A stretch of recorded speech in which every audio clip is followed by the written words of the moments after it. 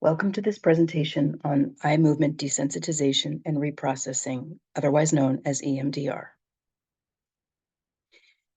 In this presentation, we will discuss an EMDR overview, theory, components, history, efficacy, endorsements, limitations, criticisms, future directions, and, if time permits, a glossary of terms.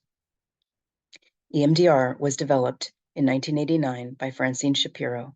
This therapy is structured, comprehensive, and eclectic, involving elements of psychodynamic, cognitive behavioral, interpersonal, experiential, body-centered, including exposure and desensitization, self-mastery reinforcement from Bandura, focus on physical sensations, cognitive reprocessing, free association from psychoanalysis, memory reconsolidation, and bilateral stimulation.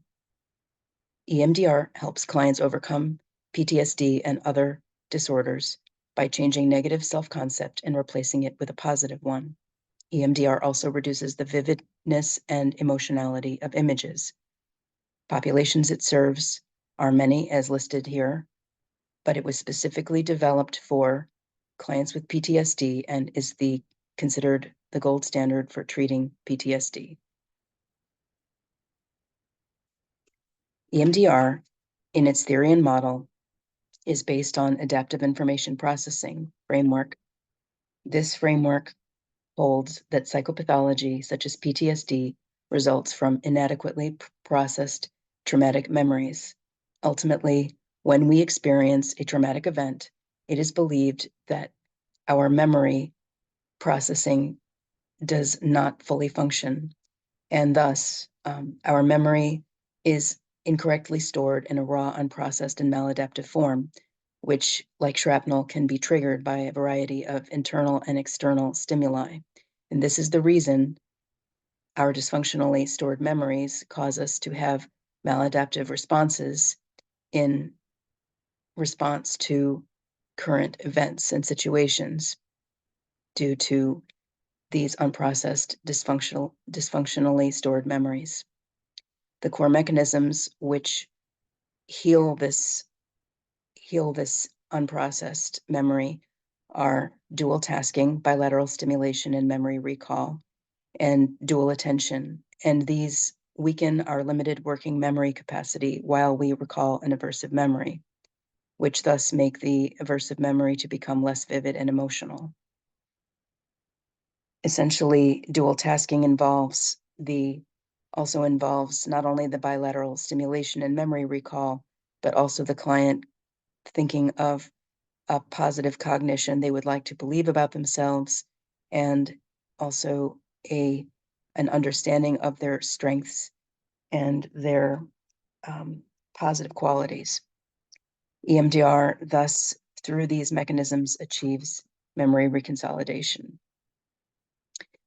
This slide shows examples of bilateral stimulation, one of the key mechanisms which creates dual attention.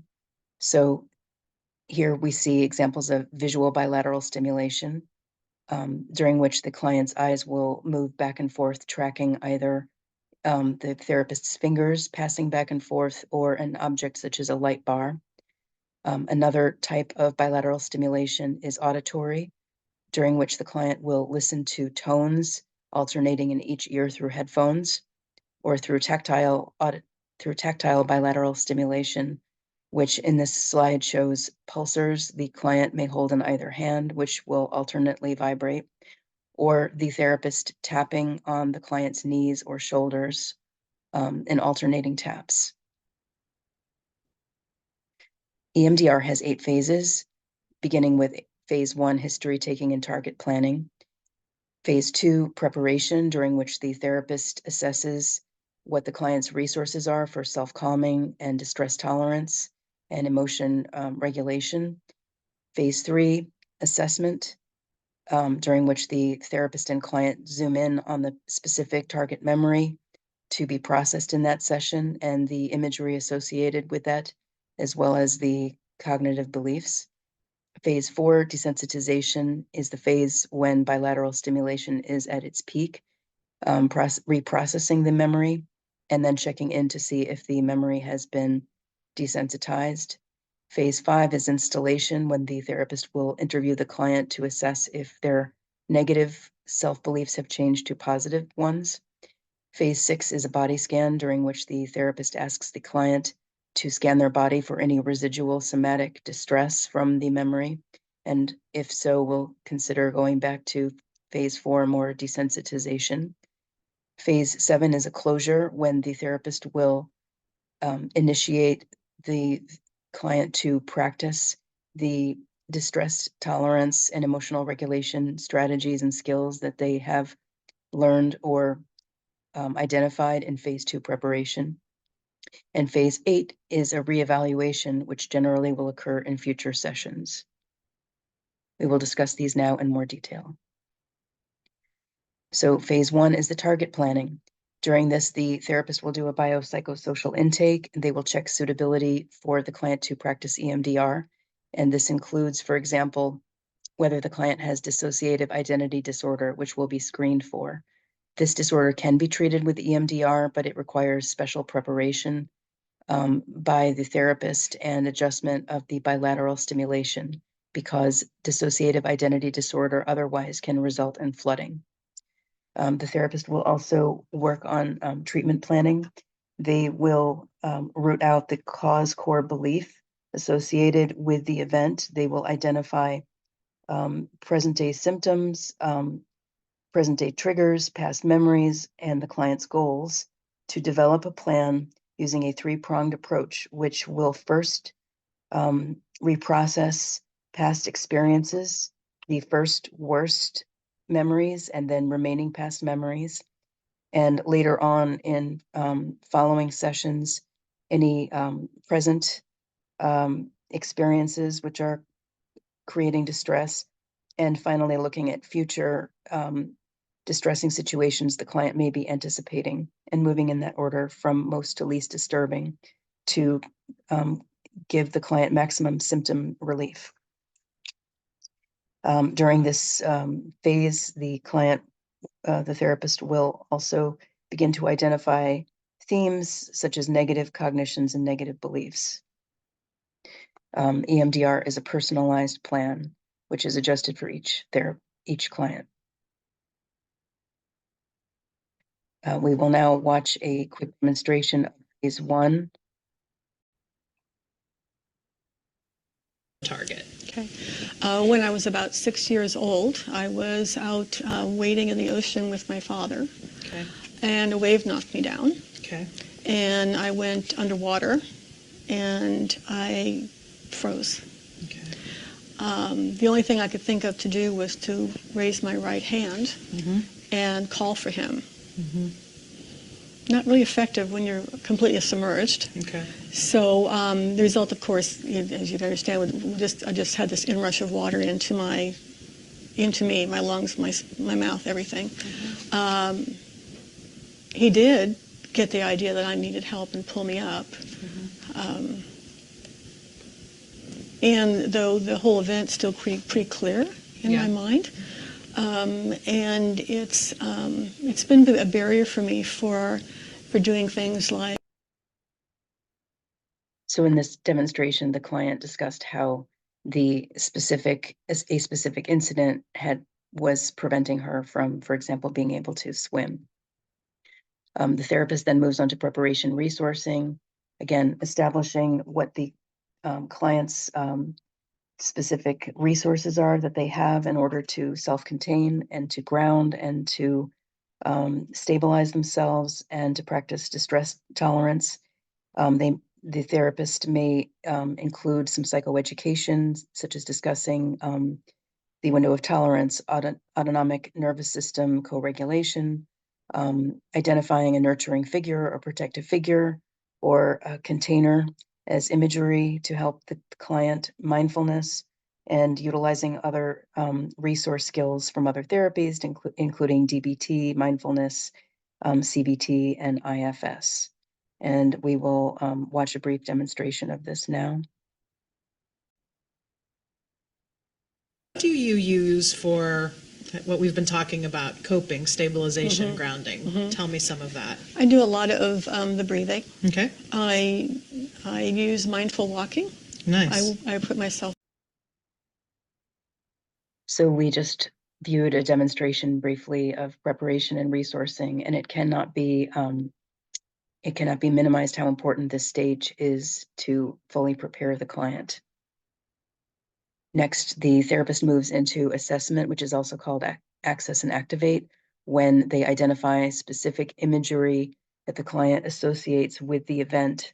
I do this through 7 magic questions, asking which image represents the worst part of the memory, what their negative cognition or belief is about themselves when they think of this image, what is an alternative positive cognition they would like to or prefer to believe about themselves.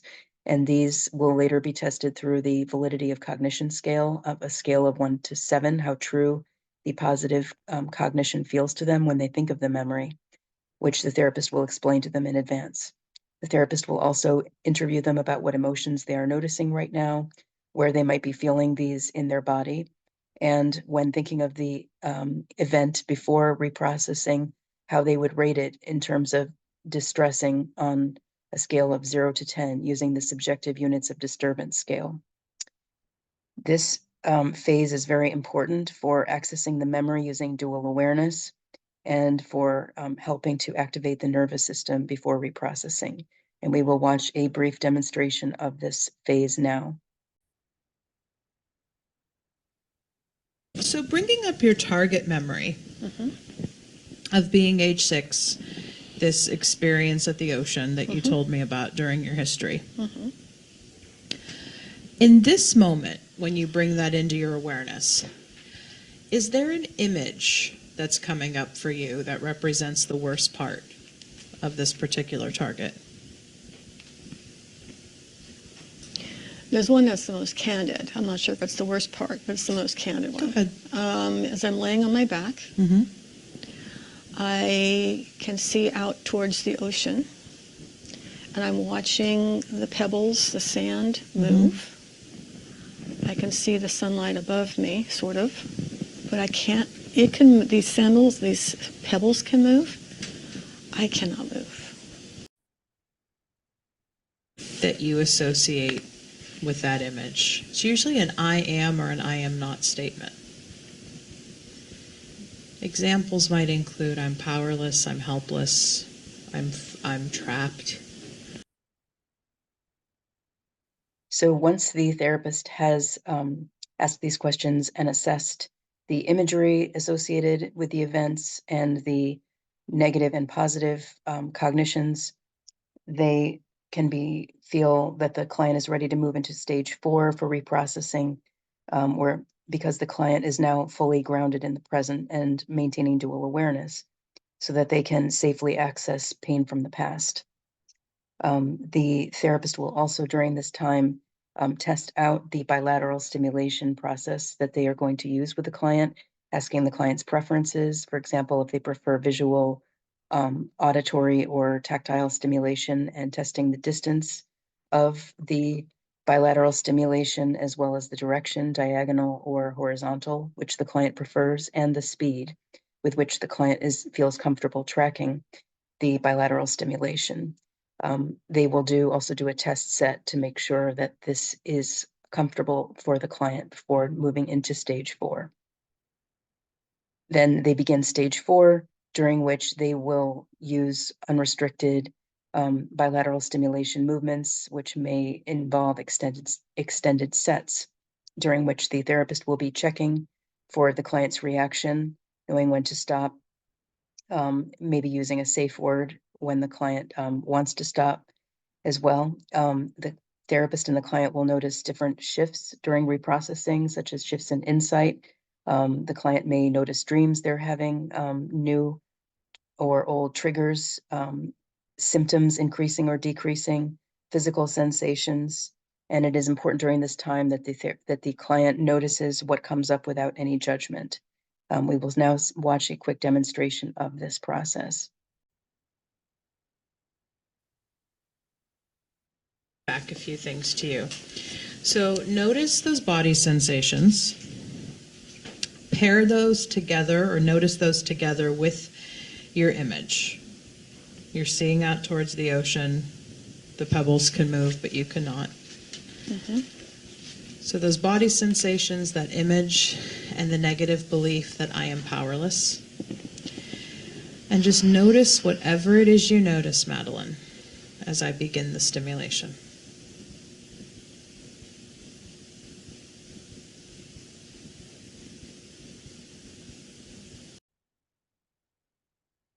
So we just watched a demonstration of phase 4 desensitization, and the therapist would continue sets back and forth.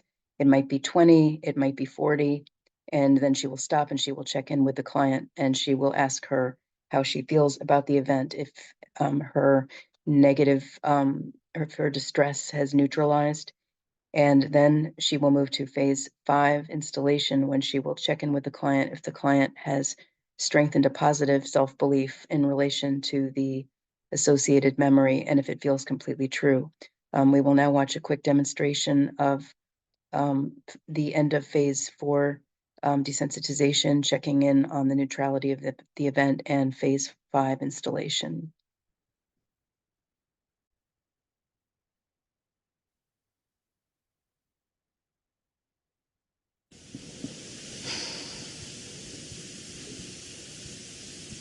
Cool. Cool. So let's go back to the original target image. Where would you rate your distress with it in this moment, 0 to 10? If 0 is nothing or neutral, 10 is the worst you can imagine. Neutral, nothing. Okay. So let's go Just a to, memory. yeah, it's just a memory. Neat. Nice. That's awesome. That is awesome. So that's the desensitization part. Now here's the reprocessing part. Okay. So your positive cognition that you wanted to come to of I am powerful, does that still fit, or is there another one that seems like it's an even better fit? So we just watched a demonstration of phase 4 and 5, and then the therapist will ask the client how they feel about the positive belief on a scale of 0 to 7, with 7 being the highest that they can feel.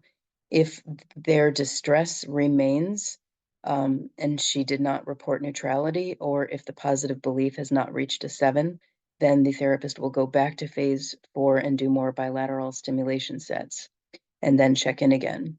Then the therapist will move to phase 6, the body scan, when the client will be asked to think of the target event and beliefs and note any lingering disturbance in the body. If there is, the therapist will then reprocess that.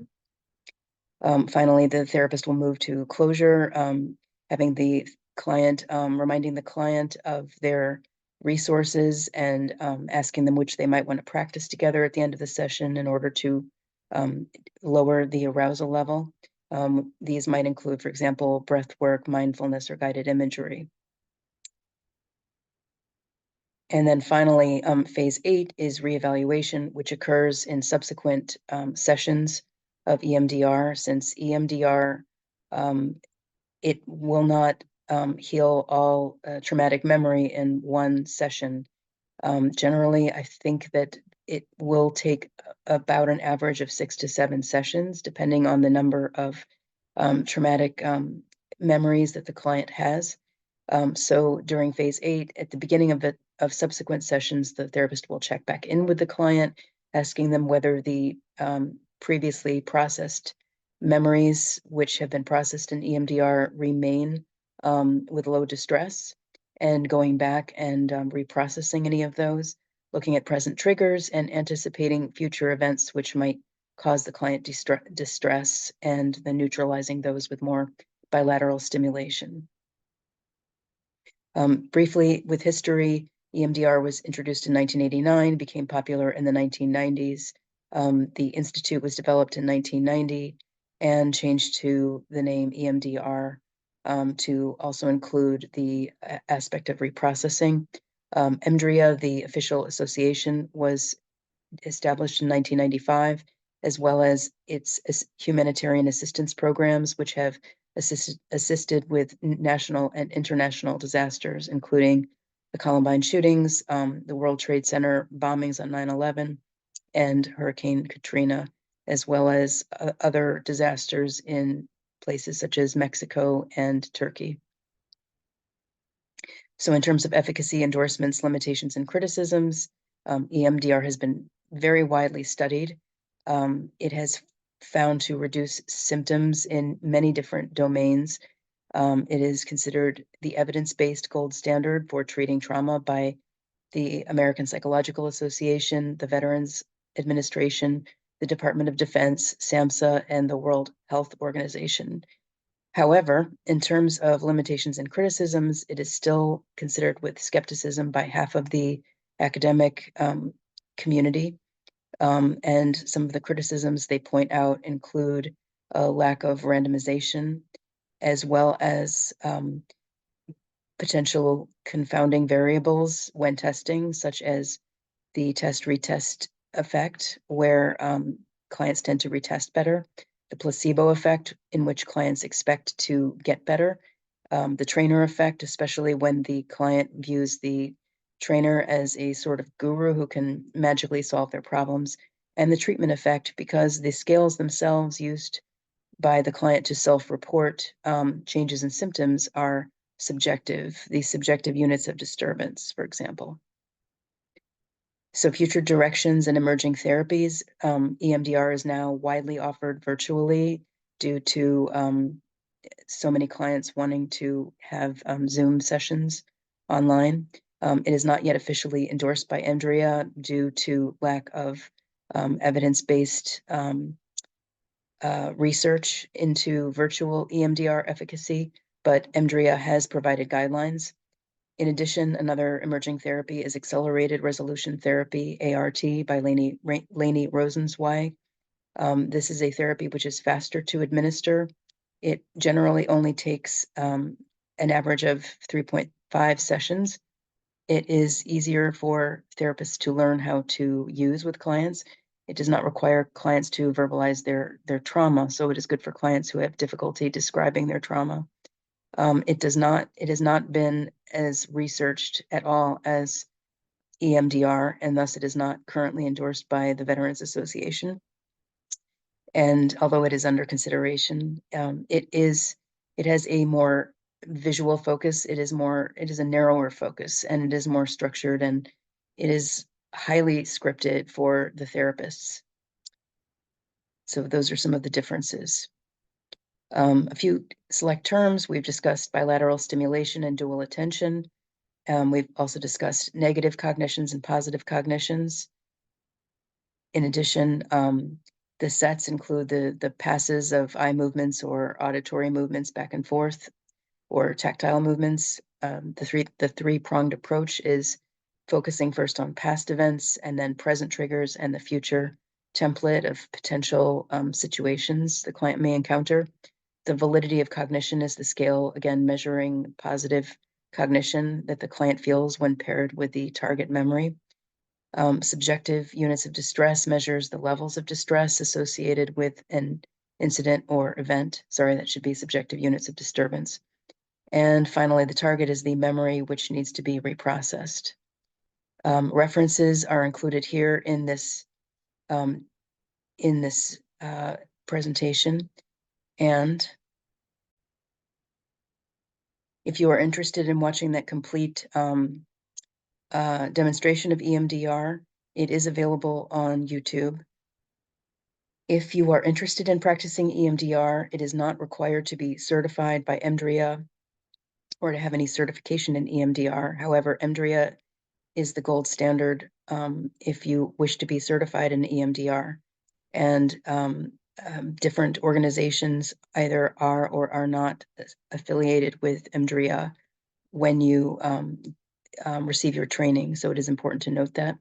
However, as I said, it is not necessary to be certified, but it is highly recommended that only therapists who receive comprehensive training in EMDR practice it, due to the potential of flooding or destabilizing clients with PTSD trauma, and especially with dissociative identity disorder. This concludes this demonstration and this presentation on eye movement desensitization and reprocessing.